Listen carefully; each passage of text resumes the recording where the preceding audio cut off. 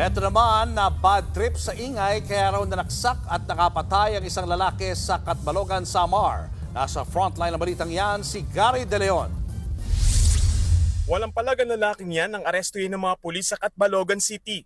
Sospek siya sa pananaksak at pagpatay sa isang lalaki. Sa investigasyon, nag-iingay umano ang biktima habang nakatambay sa eskinita ng sementeryo sa barangay Ginsorongan. Napadaan ng sospek at nabad trip sa ingay kaya sinaksak ang lalaki. Napasigaw ang biktima.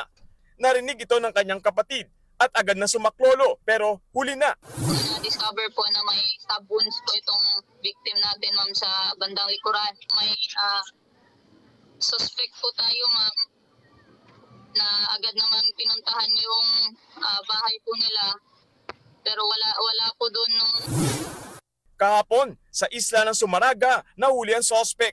Nakakulong na siya at mahaharap sa kaukulang kaso. Ayon sa mga otoridad, may problema umano sa pag-iisip ang biktima, kaya minsan ay nag-iingay.